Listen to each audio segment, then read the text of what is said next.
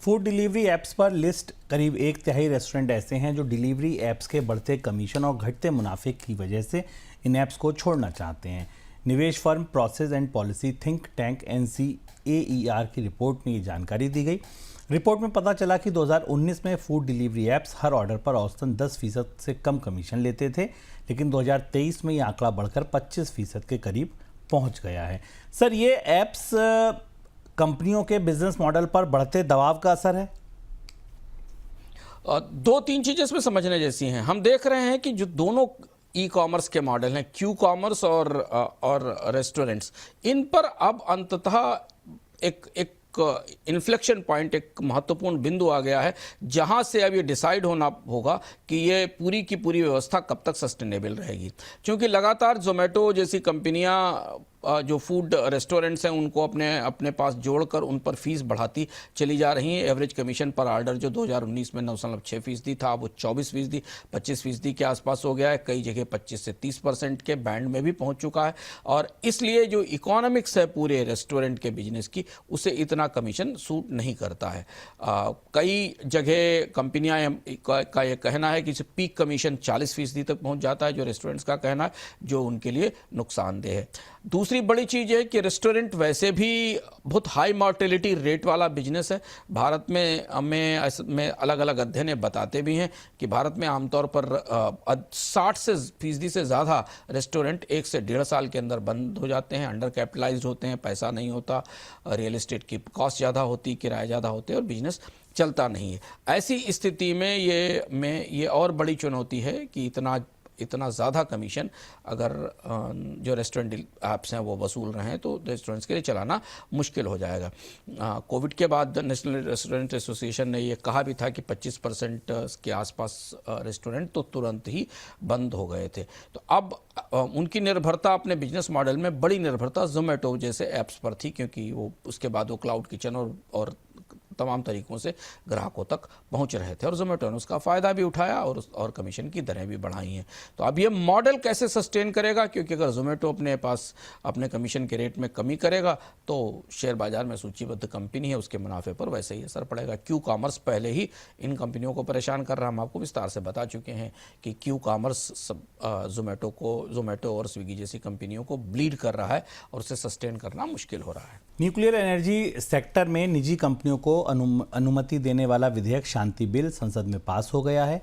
राष्ट्रपति की मंजूरी के बाद ये कानून बनेगा और 1962 के एटॉमिक एनर्जी एक्ट और 2010 के civil liability for nuclear damage act की जगह लेगा।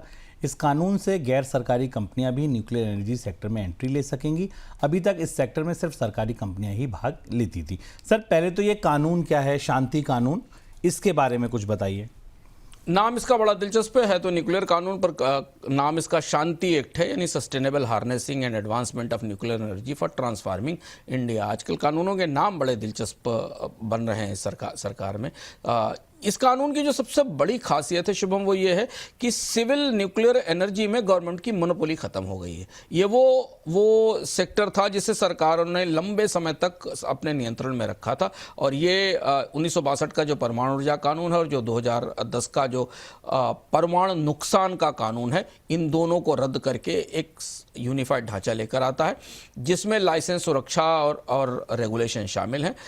इसके साथ एक परमाणु ऊर्जा नियामक बोर्ड बनाया जाएगा। पहली बार न्यूक्लियर व्यवस्था में, न्यूक्लियर एनर्जी की व्यवस्था में एक रेगुलेटर आ रहा है। इसलिए आ रहा है क्योंकि प्राइवेट सेक्टर इसमें आ रहा है। अभी तक तो सरकार दे रही थी और प्राइवेट कंपनियों को भारत में न्यूक्लियर प्लांट लगाने के लिए, ज्वाइंट वेंचर करने के लिए, विदेशी कंपनियों के साथ अनुबंध करने के लिए, परमाणु संयंत्र लगाने चलाने बंद करने की सुविधा मिलेगी। तो न्यूक्लियर में व्यवस्था में प्राइवेटाइजेशन शुरू हो गया है। एक बड़ा बदलाव जो न्यूक्लियर लॉसेज एक्ट था उसमें बड़ा बदलाव ये किया गया है कि संयंत्र की जिम्मेदारी अब केवल ऑपरेटर पर होगी। पुराने कानून में जो सप्लायर थे, विदेशी सप्लायर जो न्यूक्लियर फ्यूल तकनीकें सप्लाई करते थे, उनको भी जिम्मेदार माना जाता था, उसे अलग कर दिया गया है। तो इसलिए पूरी तरह ऑपरेटर की जिम्मेदारी होगी। इससे अंतर्राष्ट्रीय स्तर पर परमाणु क्षेत्र में पैसा लगाना या निवेश करना या सप्लाई लाना आसान हो जाएगा।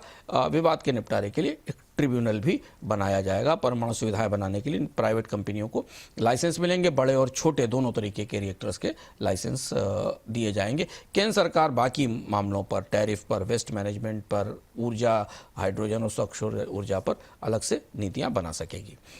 सर, इसके आर्थिक और क्षेत्रीय प्रभाव क्या होंगे अगर इस कानून की देखे जाए तो? परमाणु ऊर्जा को लेकर नई बहस या नई ज़रूरत इसलिए शुरू हुई है कि पूरी दुनिया में एआई डेटा सेंटर्स को भारी एनर्जी की ज़रूरत है। भारत के में जो एआई डेटा सेंटर लग रहे हैं उनके लिए बड़ी ऊर्जा की ज़रूरत है, और इसलिए मौजूदा थर्मल ऊर्जा की क्षमता बढ़ाकर पर्यावरण को नुकसान ही पहुंचाया जा सकता है। इसलिए जो वैकल्पिक ऊर्जा के स्रोत हैं, जो स्वच्छ ऊर्जा के स्रोत हैं, उनमें निवेश बढ़ रहा है और उनमें भी न्यूक्लियर एनर्जी महत्वपूर्ण है।